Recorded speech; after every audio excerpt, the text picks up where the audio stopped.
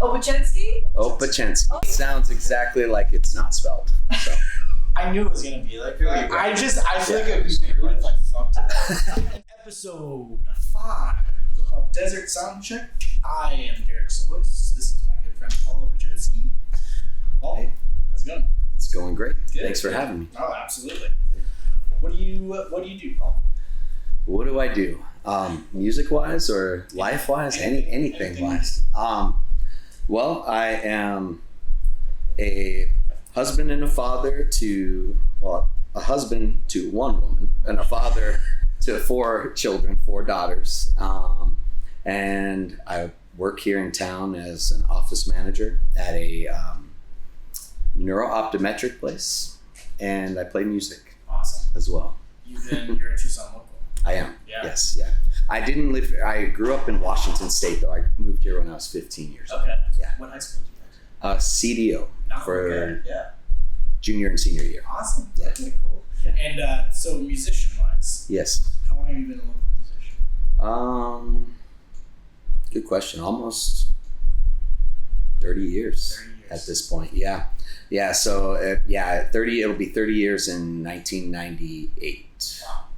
No, it's 30 years this year. Yeah. That's awesome. I can't math. I obviously didn't learn math. You don't have to, that's something that you don't really think about until someone asks you. Right. No. The years fly by, and I think about it too when I just started playing in front of people, because it's also a loaded question. Is it when you picked up a guitar, or when you start playing, and it's also, there's no tally chart. Right. And I think back, I'm like, it hasn't been that long. Definitely, I'm not that old. So. Well, we lost some years there. It's true. Have just been flying. It's true. By. It's true. It's the local scene. Have you? So for the people that don't know, you can just briefly explain, because I have been following you. I'll tell you when I started following you. Okay. Yeah. Is I saw a picture of your set list. Okay. Yeah. Awesome. Awesome one, because the artwork on it, I'm assuming. Yeah. You. Yes. Yeah. Killer. Thank you. Killer. But the set list is it's so great. Oh, thank you. It is a mashup of pretty much everything that runs through my head, like that style and different styles. Awesome. Yeah. And I'm a big appreciator of stuff like that. Of when you're a cover musician, you don't want to be all the same genre. Right. Yeah. You really got like a good thing. Oh, thank you. So if you could just briefly maybe explain kind of the setup of like your live show. Yeah. So I used to be in a band like years ago, and we did a lot of really cool stuff. And then in 2018, I injured my back at work, actually. Okay. And so I was still writing songs at home and playing stuff. Yeah, workman's comp. I was off work for almost a full year, and about halfway through that time, I started to play some shows. And one thing I always loved about the bands that I love are the bands that go out and play different sets every night. Yeah. So, like Pearl Jam's a big one. I grew up near Seattle, Washington, and so like when I was a high schooler, that was the band that I loved. I loved all the bands from out of there, but so they did a couple things that I just loved. I loved the set list. They always changed their set lists up, and I loved the artwork that they did for posters. Yeah. Like, and I know they hired different companies to do posters for them, and so the set list. Even though I know multiple people don't usually come to multiple shows on a weekend, I hate playing the same songs over and over again. It is so important. Yeah. I think to show your musicianship, I'm a big advocate for that too. And Gift Horse, we do the exact same. Oh yeah. We have never ever played the same lineup. Right. It might be the same songs or whatever. Yeah, different spots. Yeah. Yeah. But we built a really similar to what you're saying is you gotta learn a new song. You can just try to pull out a new song. Yeah. Live often, but every set list of yours, I saw that is so cool. Thank you. It means something. It does, and it's how I'm feeling that day. Usually, it's like I'll wake up and I might hear a song as I'm driving to the grocery store the morning of the show and be like, "Oh wait, that's a cool song. I haven't played that song." And I'll go home and try to run through it. And I do admit, like in my as a younger Paul, how I learned how to play songs is I would watch videos and I would learn pretty much like based on, I would just kind of look at their fingers and see what they're playing and try to emulate it. And I actually didn't start until I was asked to perform at a church that I was going to. They wanted me to join the worship team, and they said that they were like, oh yeah, we'll send you the songs. And I said, great, send the videos or recordings over, I'll listen to them and learn them. And they just sent me a PDF of the lyrics with the chords above it. And I didn't know what the chords were. And I mean, this was 7 years ago.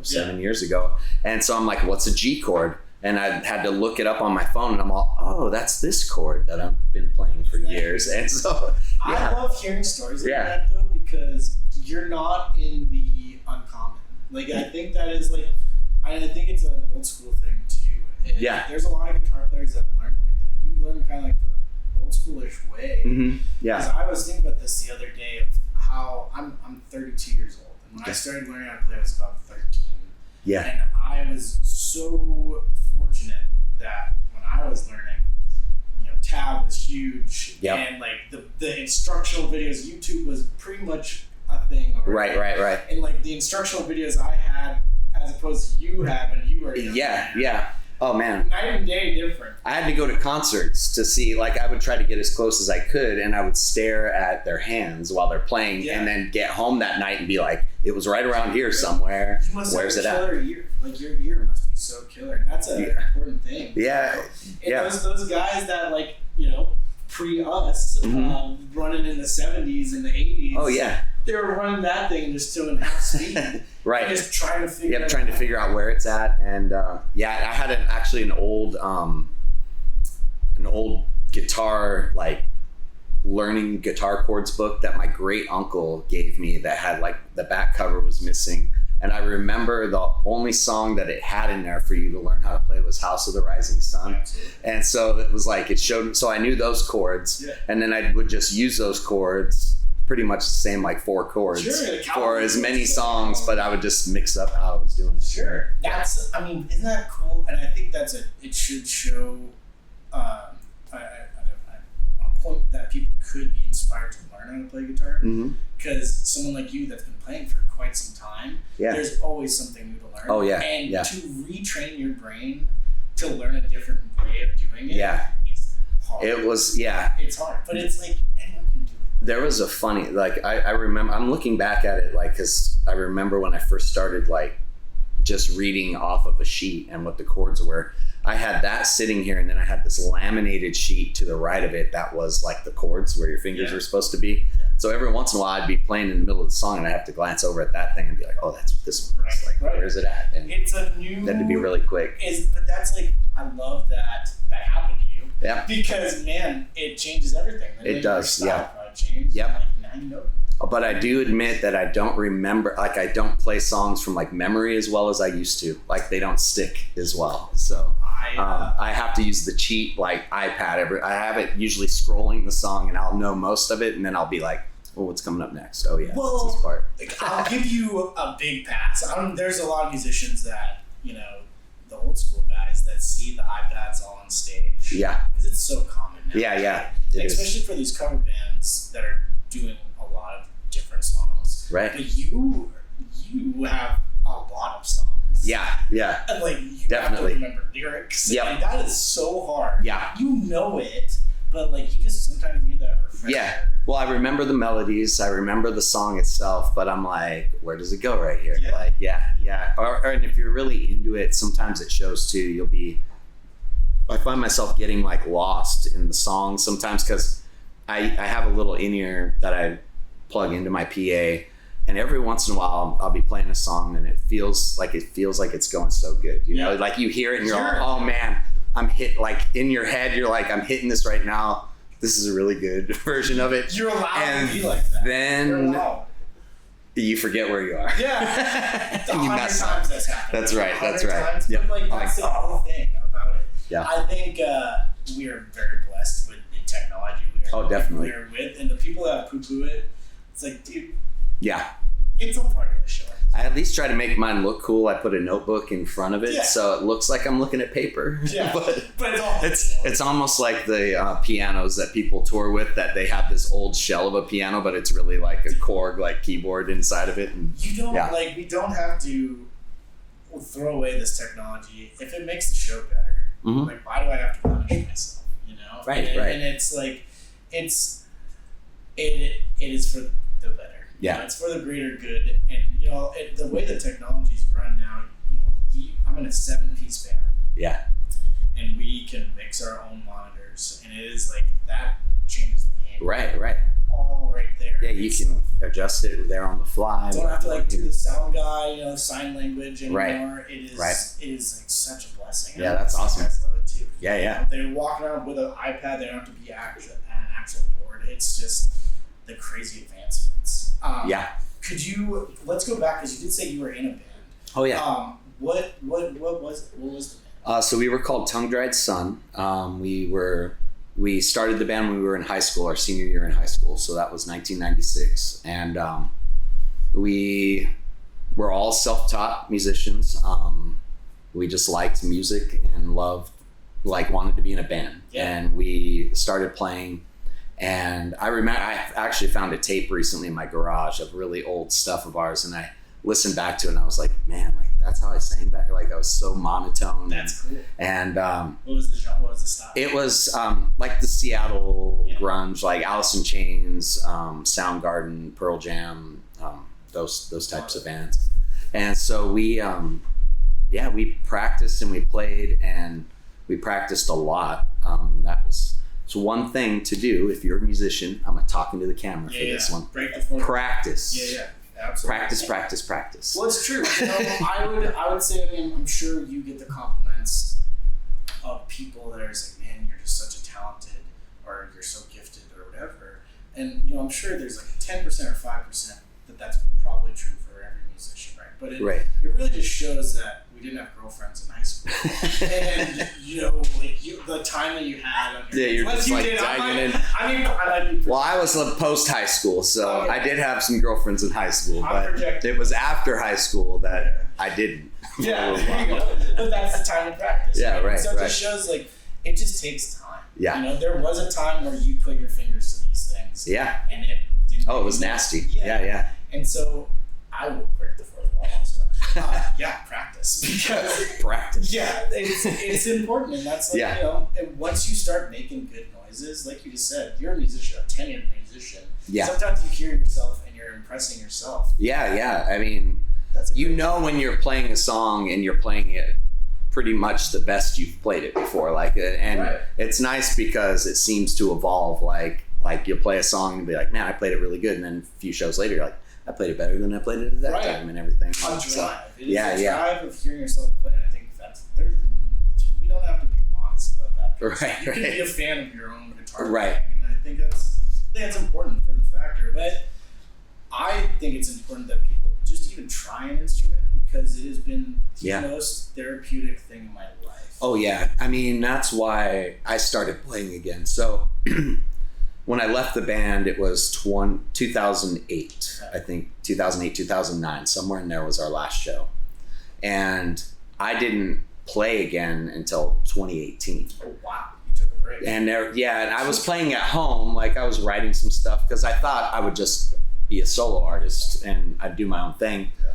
But life, work, like raising a family, all that stuff was there. And so I had commitments that I had to, prioritize. And so I still wrote songs, but it was a lot less. And then my mom passed away in 2016, so 10 years ago this year. And when she passed away, it really like I needed to play the guitar, because I had all those emotions, all the sadness, the thinking back of the joyous times, and just all those emotions came just pouring down on me. And so I started writing songs. So I would go out in my garage at night and just mess around with songs. And it was a lot of songs about like getting over the loss of like a loved one and things like that. And how do you move on from that? And but share all those feelings. And so it was about a month after she had passed. So she passed in June of 2016. So in about July of 2016, we were going through some of her stuff at her house, and I found this manila envelope, and it had June Mountain was just written on the outside of it. And so I saw that and I was like, what is this? And I opened it up, and it had a patch like from a place called June Mountain, California, and a postcard she had written to my grandmother, her mom, and about this vacation she took. And it was when she was a kid, like young, not a kid, but in her early 20s, like before she had me. Yeah. And she had all these other like little trinkets in there, a pin and a few other things. And when I opened that, it was like a really weird thing. I was like, I want to write a song called June Mountain. I want to have an album called June Mountain. And I started working on it at that point. That's and awesome. So, it was something. So like the June Mountain song is like, she passed away in June, and that was kind of a mountain to climb, but also it's a song about losing somebody and wanting to take them back to this time when they were younger, that they were having this great time and everything. So yeah, it's got multiple. It takes these feelings and thoughts, what music does, that I've learned over the years of it, because music has touched me in ways in different times of my life. Oh yeah. And developed how I deal with these things. Yeah. Listen to how you're saying the story. It's giving me like crazy thoughts right now, because it's like you can share this thought with me really well. Yeah. Is it just sitting down with yourself? Yeah. With a guitar especially, because I'm a firm believer that guitar, bass, is the most emotional instrument, mm-hmm. Mainly because it's flesh on the note. Right. Woodwind, I will never poo-poo a woodwind instrument or like any aired instrument or anything like that, but there's something about a guitar that you can really convey emotion, and it changes everything, right? Like this hand does. Really controls the power, and this hand is you. Right. It really expresses just a lot of things, and so it's the way you can transfer feeling with just picking up a guitar and your voice. Yeah. Honest. Yep. Because you have a fairly honest voice also. Thank you. Which it's a great thing to have. Having a theatrical voice is so cool. You know, I love Freddie Mercury and stuff like that. Right. But having an honest, kind of broken voice, mm-hmm. like I also think I have. Yeah. It makes you feel good when you're getting it out. Yeah, and like the emotions that come out and the feeling, like, and when I get done with the show, sometimes when I play a song of mine and I get done playing it, it's just this like, you have to like exhale deeply, because you're like, whew, that was part of me that just put out there. You know, it really is. And it's when people ask what it's like to kind of go through a show, right? It's hard to explain to somebody playing a live show, whether it's in a band or by yourself, or an acoustic show or an electric show or whatever. And at the end of it, you're kind of panting and you're kind of like tired. Yeah. You weren't doing anything. It's like, I went through an emotional roller coaster for about 3 hours. You're tired, but you're amped up. Like you can't go to sleep for a few hours afterwards. Like it's not like you just collapse and are exhausted. You're exactly correct. It is a hard thing to explain, but man, it is the best high. Yeah. It is these things that, like, I am a big believer in audiology and the way that vibrations work and how it makes your mood change and your body language change. Yep. And I think it changes people's lives, and that's why I think live music is so important. Whether it's happy music, sad music, whatever, someone's relating to what you're saying. Yeah, someone will come up, and it's cool because at the end of shows when people come up and talk to you, they always have like different songs that they like hit. Yeah, absolutely. And sometimes I'll even throw back on that is they'll say, oh, that one that you guys did, it was so great. It was my favorite song you did that night. And I was like, that was my least favorite. Yeah, right. I thought that was terrible. And like, you're connecting in ways. Yeah. And we're speaking language without speaking like language. Right. It is such a beautiful thing. And I love that you have, we have so many musicians downtown. It's beautiful. Mm-hmm. It's a beautiful thing. But I think you are in the top unique musicians. And just the difference of songs that you play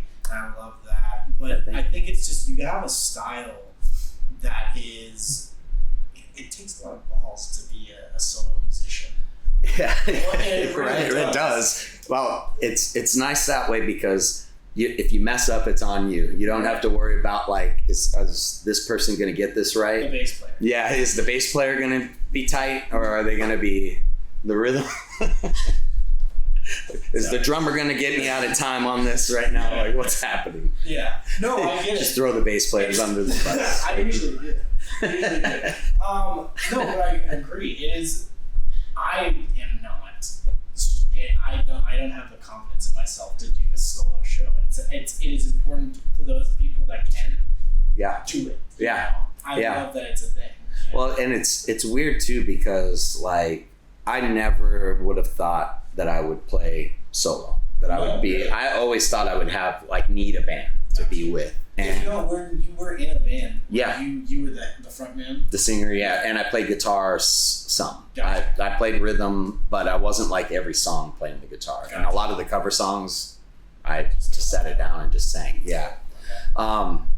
So yeah, it was different when I started playing solo, and I actually when I was like, no one's gonna want to come see me just by myself playing songs, and so I put this thing up for a backyard jam at my house.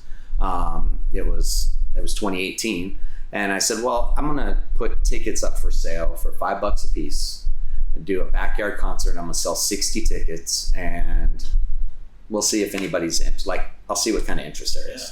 So I put them up for sale, and it sold out in a day. It was gone, and I was like, oh, okay. Well, and it was a lot of friends and family. Some all of their friends and family, but I had people that were like, hey, do you have any more tickets left? And at that time I was like, well, my backyard's not that big. So, not really. Sorry. But then I was like, I guess I have to add another show. Yeah. So I added a second show a month later, and it sold out really fast too, with different people that then bought the tickets the first time. And then the third one, I did 4, I think total. The third one I did as a fundraiser for some friends of ours who had some struggles going on with one of their kids and health insurance and everything. So I did a fundraiser one for them and raised almost $2,000 for them, running that in the backyard and everything. And then I was like, well, maybe I can ask somebody if I can play at their venue now. And so I started to do that. And my first show was at Tap and Bottle North, which they don't really have music anymore, but I played there, and less people came to that than to my backyard shows. So I was like, okay. I'm like, this one's free. The other ones were $5. But it was really fun to get out there. And yeah, in 2018, I played a total of 18 or 19 shows that year. Right. And then 2019, I played 82 shows. God. It just blew. I remember when it blew up. It blew up in February of 2019 2019, because I started just reaching out to places, and they're all, oh yeah, we heard you played at this place, or a friend of ours saw you and we'll have you play. And places just started having me. And then so I thought for sure 2020, I was going to have 100+ shows. And something weird happened in 2020. I can't remember, but we don't talk about that. Yeah, we don't talk about that year too much. It's weird. But anyway, I mean But yeah, it's a true testament, and I say this almost every time, is that Tucson, it loves music. And they even just giving it a shot, they'll hang out, and if it's good, they'll come back. Yeah, They'll come back, and it's truly beautiful. Right now, you and I could probably go outside and just tell Facebook, hey, Paul and Derek are playing a show outside in 110-degree weather, and I bet you people. Yeah, some people would show up for it, right? Yeah, they just love the music that much. There's places. I have many friends post college. They moved away, and they're like, the music scene is not the same in San Francisco. Yeah, it's hard to catch a place, because when you're looking for shows at these big cities, you don't know somebody, they don't care. Yeah, right. Yep. It's so interesting. Explain to me maybe what the venues are very different. You and I are venues because I have these bands. Yeah. We don't fit in. Right. Little places. Yeah. What venues excite you? Or is it like do you like the wineries, or are you like a fan of like the bar or the restaurant thing? You know, honestly, I love any venue. But the ones that I love to play at the most is where you feel like you're welcome there. Yeah. So the ones where like the owners or the managers or whoever it is, like actually seem like they're ready for you to play. Like, cause I'll show up places sometimes and they'll be like, oh, hold on, we've got to move all these tables out of the way and everything and stuff. And I'm like, well, you know, I told you I was going to be here at 5 to like set up, like, and there's like a table of like 5 people sitting in the spot that I'm supposed to perform in, and they've just got their meal and everything, and I'm like, no, you gotta bust the table. Yeah, you gotta wait, and help move it all, and oh, man. But places that also promote, like those are the ones that because I'm a big believer that if the venue puts in some time to promote the band as well, because a lot of venues will take that time. Won't take that time. I mean, not a lot. Most of the ones that I play at seem to take that time. Okay. But I've played at places where I'll send them a flyer or something and be like, hey, if you print some of these up and put them around a month and a half in advance or 2 months in advance and just have it hanging on the wall, you're probably going to get more people to come on the night that I play. It just works that way. People see it and go, oh, I've heard about that person. Maybe they haven't seen me before or haven't seen Gift Horse before. And they're like, oh, there's a poster on the wall. I've heard about great things about these guys. And they might put it in their calendar and come back to it and everything. And you're absolutely right. It always helps when the venue is also there for the push. You can tell a venue when they're just like, we need some noise in the background. Yeah. People are going to be eating their dinner and don't go too loud. Pretty much. It drives me insane. Yeah. It's an art. You're performing art, and like it deserves, like, the TV should be shut off. And like, you're right. Like, you can be the background noise of people be eating, but you don't need 6 different distractions. But like, talking about it in advance, like what's the setup going to be? And I think, like I said, there's so many great venues. I of course enjoy playing a place that actually has a stage instead of just like setting up on the ground somewhere. But yeah, I mean, it's just, when it boils down to places that I enjoy to play at, it's all about the people that are there. Because I could play a show to a packed restaurant and they're all eating and paying attention. I find it the best, I guess, compliment that I feel like I get from places like that is when people that work there come up afterwards and say, I've never heard people like clap during songs. Like, you had people clapping. Absolutely. And that never happens here. And I'm like, really? Like, you should have me play here again. Yeah. And the places where it is a dedicated music venue, it's hard to get into those places. Yeah. It is hard, and this town, I just know it would thrive on a dedicated music venue. And, you know, even if people are like, if someone was, just for an example, I don't think this would be true, but as someone, am I going to go to a 2-hour show of somebody just playing acoustic guitar by themselves? It's like, there could be a lineup of bands there. You know, there could be so much you can do with that. And and that's what I deal with too, because I know, like, even for me, it's hard for me to see like big artists that I love play just acoustic guitar. Like, I love it, but it's not something that I sit there and go to like multiple times and everything. And so I think that's one thing with me too, like getting shows, because I know I'll reach out to places and they'll be like, you have a band? I'm like, no, it's just me. And they're like, no, we need a band. I'm like, okay. Well, okay, I have some people that I can play with. All right, what are their names? I'm like, well, I don't have them yet, but I know I can get them. Yeah. Like 6 months from now, I can have a band for you. I promise. But that's a crazy. I guess I've never been in that position. Yeah. It's a crazy. Yeah, and they're like, well, get back to us when you have a band. And then at that point, there's nothing to work for, because I'm like, well, I got to work for this before I can get this. So now I'm like, oh, dang it. Well, it's. I guess it's so interesting. I mean, there's a draw. There's a draw for music, and it's it shows a testament to people like you that have to grind. Like, it's a grind. It is. To get 80 shows. Oh, it is. Yeah. I mean, last year I played 123 shows. That is hard. And I mean, even this past weekend, I played a show Friday night.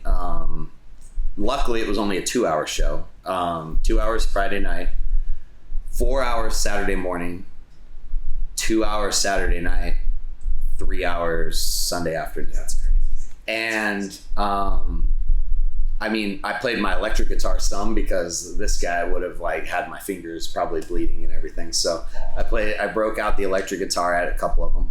But I've done times where within 24 hours I've played for 10 hours, and I don't take breaks because if I do, my voice starts to tighten up and get scratchy, and you lose the heat. Mm-hmm. Yeah. You lose the heat, and it is a thing.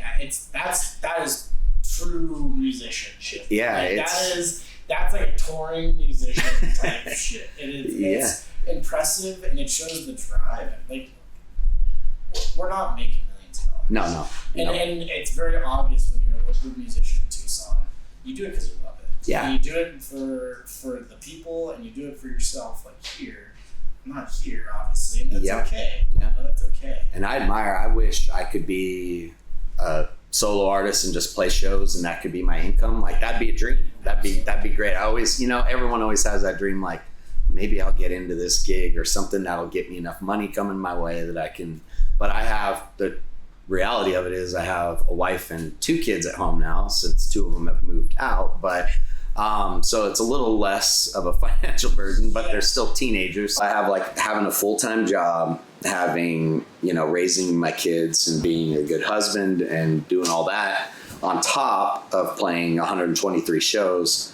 So like this year I said I was going to like pull back, and I've tried to, but then places keep reaching out and are like, hey, can you play? And I'm like, can I play it? 100 this year? Yeah, it'll be. You're telling me you basically have 3 full-time jobs. Yeah, and I'll probably get to close to what I did last year again, 100 and something, because right now I think I've played 50 or 60 shows for the year so far. And I already have 40 lined up, and I don't even have like September, October, November, like the last few months of the year, like booked.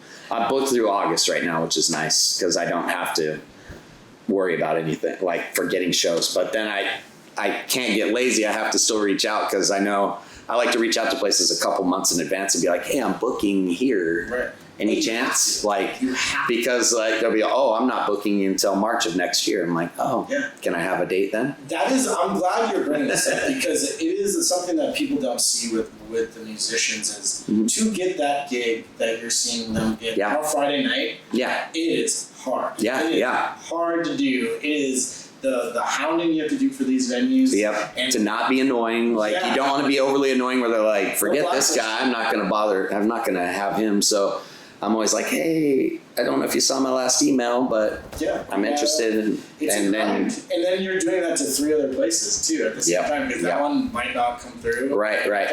And be like, I've got these dates available, but I've reached out to other places. So and there comes. It's not just like pretty faces and making noise. It's like you gotta be a business person. Yeah. No, it's a lot. I mean, throughout each day, I probably message a couple different venues like every day of just like something will pop up on my Facebook feed or as a reminder, and I'm like, I haven't reached out to that place in a few months, and let me reach out to them and see if we've got something. That is, man.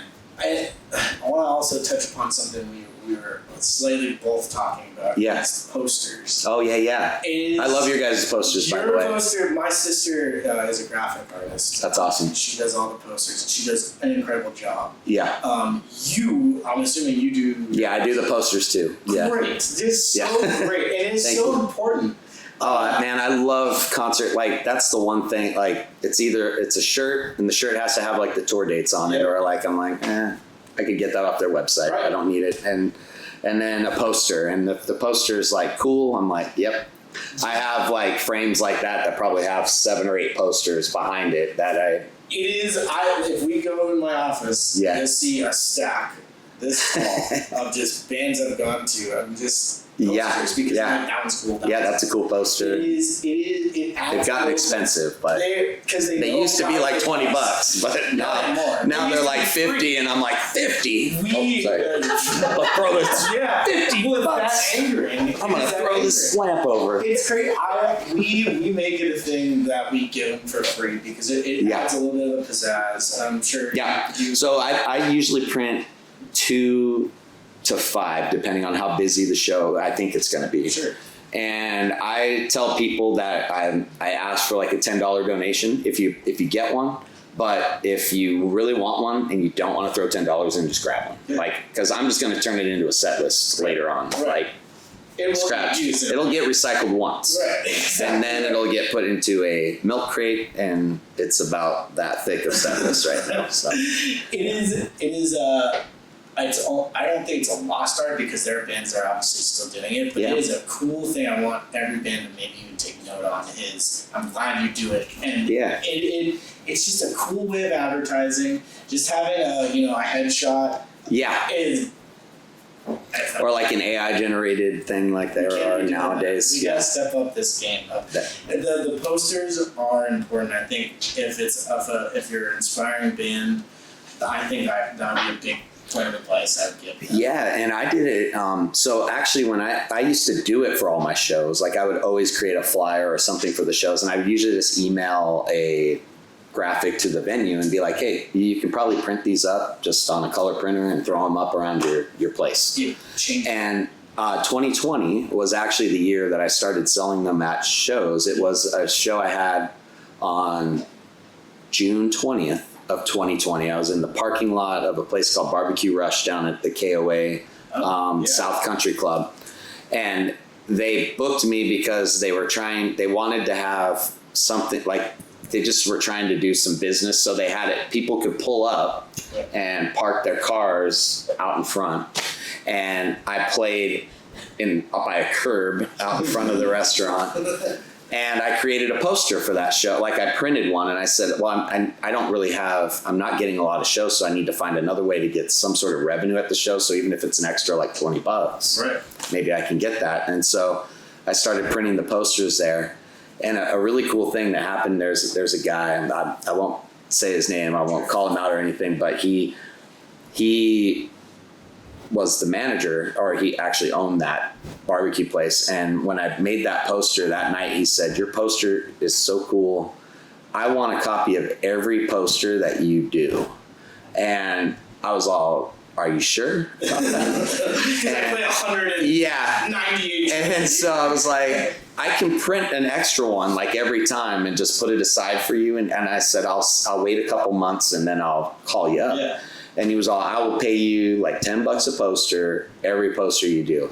And I was like, okay. So he's been doing that since 2020. He's probably he's definitely the only person other than me who has access to every poster, and I've printed it for him. And I sign it as a 1-of-1 artist proof and give it to him.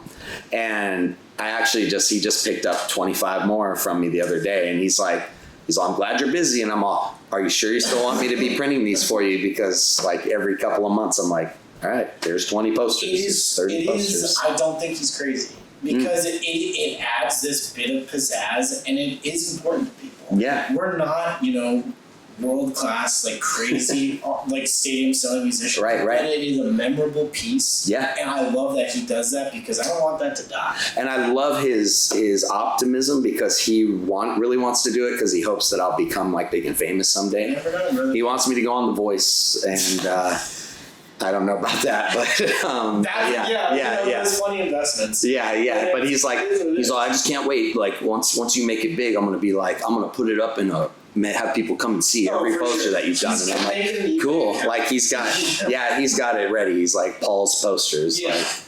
He's ready to go. 1-of-1. He just keeps texting me every once in a while. Are you big yet? Are you big enough where I can sell these posters? He's pushing you. I've invested a lot in you right now.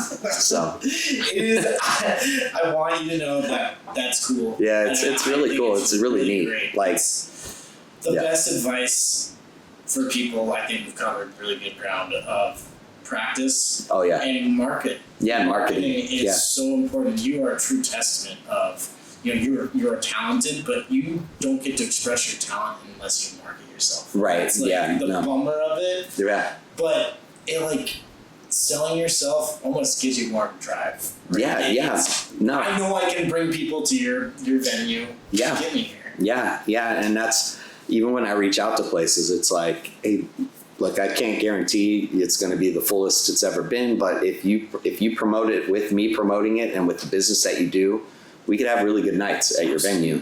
And and the one thing that I love to do, because I feel like you guys do it too. You guys play pretty long shows, right? Like 3-hour we'll push shows. 3.5 hours.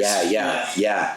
And I just think there's not so the thing that I see a lot with bands, especially ones that are like me, is solo artists will come out and they'll play 45 minutes and then they'll take a half-hour break. It's crazy. And they'll chat with and I miss that part because I miss out on the interacting with people that are there hanging out. And some people are like, hey, he's playing for 3 hours. I'm not sticking around for the whole thing. So I see them and I have to wave bye and hello as I'm up on the stage still.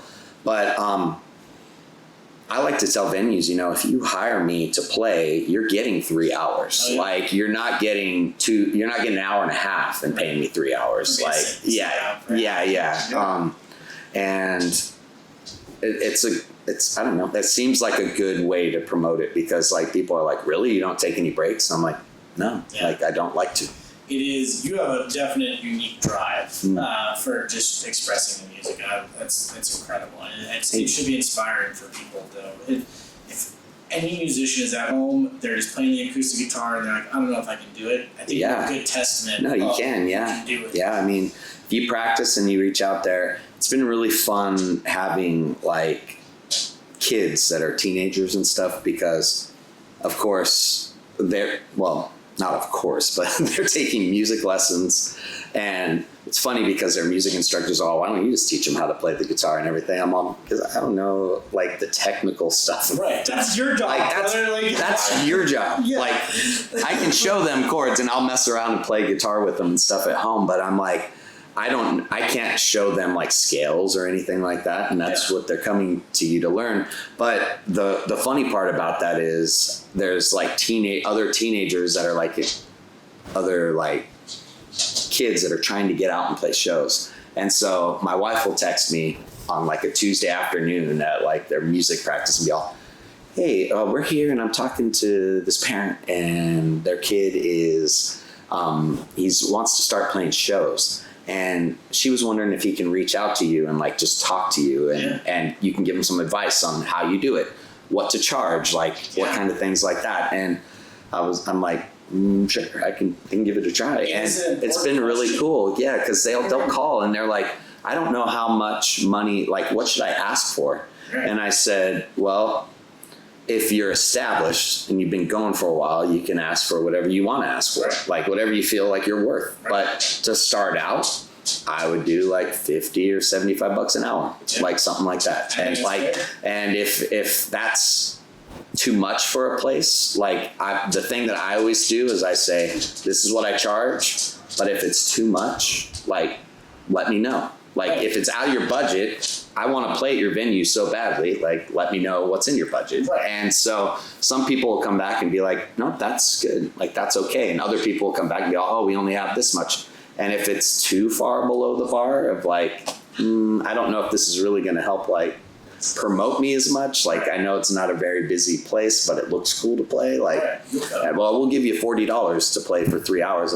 That's tough. I'm probably going to need a little bit more than $40 to come out for 3 hours. I think a good way of justifying that for people is, you're playing for 3 hours, but we're also talking, you do the art. Yep. There's time involved in that. There's you got to go set up, practice, break down. Yep. Break down, travel. There's so much involved in it, and so or they'll be we'll give you 10% of the bar, and a lot of places, unfortunately, it seems 10% of the bar should be more than what they give you. Sometimes you're kind of you're Like, really, you had this 2 beers. is 10%. Like this it's- whole place was full, and you charged everybody, and they all had food and everything. Right. Like, are you sure? The bussers are making one. Right. Yeah. You know, it is what it is. But it's fun. I mean, I just love playing, and that was a thing. Like even when I was in my band, I felt bad back then because there were times where we turned down shows, and I wanted to play shows because I just wanted to play wherever. But I mean, we did have a pretty good name for ourselves. We were doing some pretty big things, opening for some artists, and unfortunately, there were some places where they were like, we're not going to play there. Like they want us to play, and we're not going to play there, or they're not paying enough money. They're not paying us enough. And I'm like, oh, but let's just do it. Like, do you see yourself doing another band? Maybe. Could you do it? Like, not that physically, but like. No. So there was a band, and they were really good, and they've got some stuff. They're going to be doing some stuff in the near future. But I went and tried out for them actually, and it went really well. But I didn't have the time. Yeah. And that was my problem is like I told them straight up, I'm all, look, like you guys are awesome. I think your music, your songs are good. I would love to do this, but I can't give you what I think you need as far as like dedication to this. That hurts. And so I mean, for a band right now, and that's kind of with, like, I'm at the point now where I play so frequently acoustic that I don't have to practice that much throughout the week, right? Because I play 4 shows, and then I only have like 3 or 4 days off before I play another set of like 3 shows. It's like, I'm good. Yeah. And some shows, if the crowd's smaller, I'll practice some songs that I maybe want to cover at some point. Yeah. But so they get some rarities and we'll tell that guy he's gotta come and film those ones. Yeah, I know. Right. Plays the one. Right. The one song. So it's I don't know. It's a hard, and I hate turning places down, and that's the thing is like I've honestly probably only turned down 3 shows in the past 5 years or so, and it's basically been because lots of far to travel for it, or lots of work involved in it, and the pay, like, I hate to say it, but the pay just wasn't good enough. Like, and I'm willing to sacrifice the pay if there's a good like a good vibe or a good type of. If the opportunity, sometimes you gotta eat a little bit to. If you're branching out to a different area, or different space or whatever, but you have to make sure you're taken care of, right? Right. There's a lot of musicians, or even my band, that wants to run, and we got to build a fan base in Phoenix. Right. And it's like, all right. The metro. If you catch a fan base in Tucson and in Phoenix, it's great. Yeah. But how do you make it worth it? I have to grab all my shit. I play with such large amounts. Sorry. Yeah, no, it's good. I play with such large amounts of things, and having 7 people, it's like, at what point does it make sense to travel? No, especially if you can like play a show and make either more money or the same amount of money, and it's like a 15-minute drive from your house, as opposed to like a 2-hour drive. Right. And so those are the types of things that I always like. The shows that I have turned down, I kind of tell them, I'm all, well, look, like in all honesty, I can play a show that's paying me exactly what you're paying me. Right. That's 5 minutes from my house. Right. And I can get done playing. I can be home within a half an hour. Right.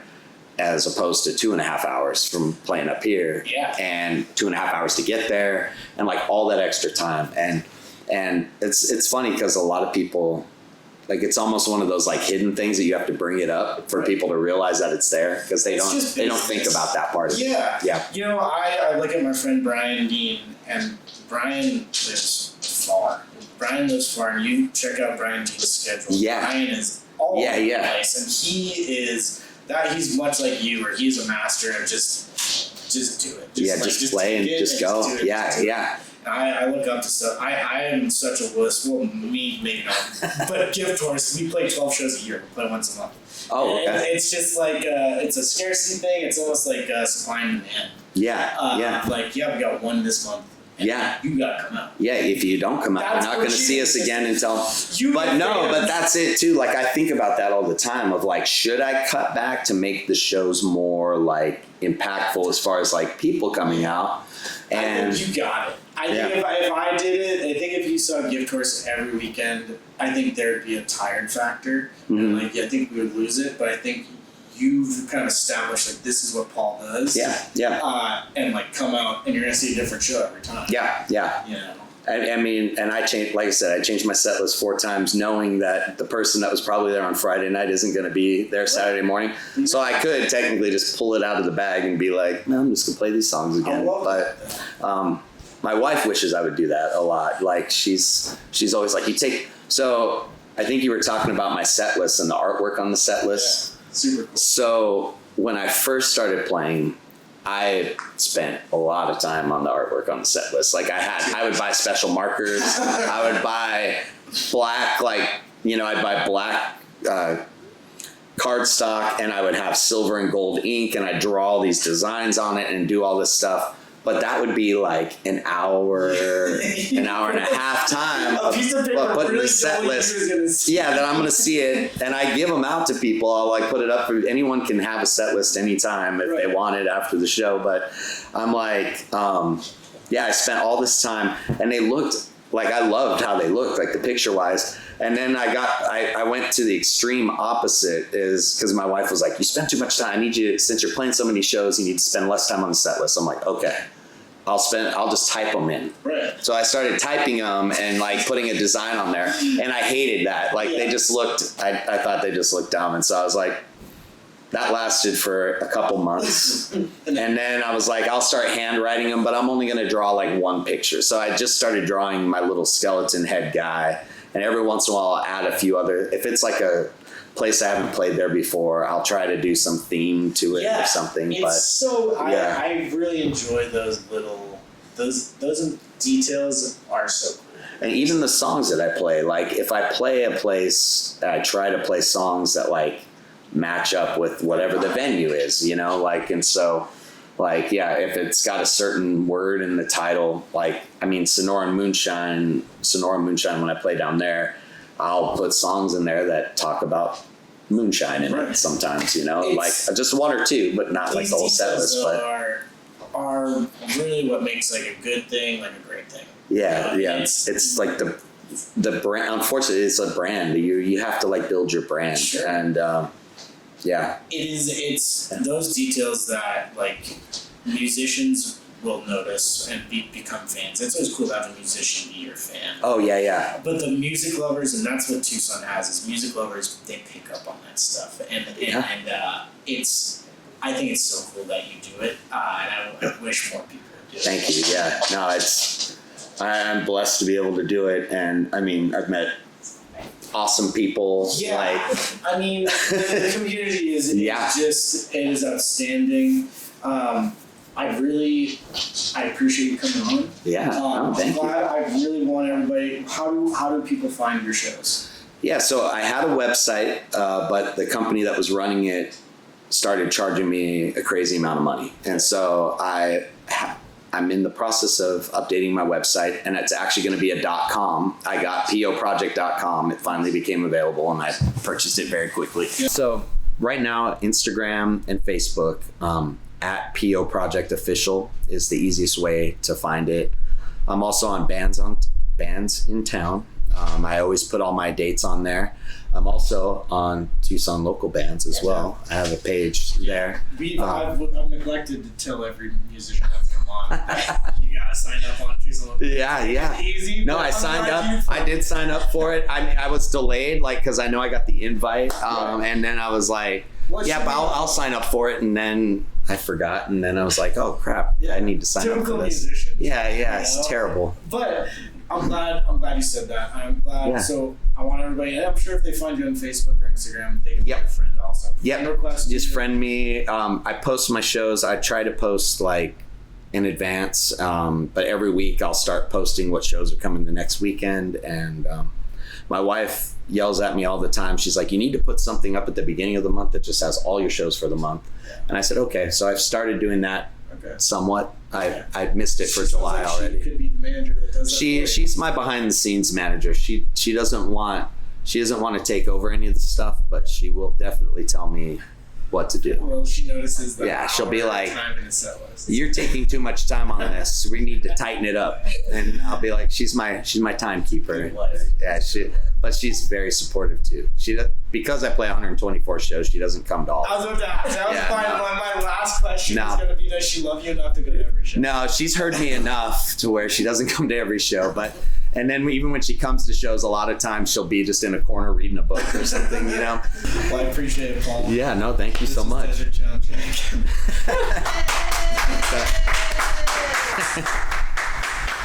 Thank you. Oh, thank you so much. Yeah.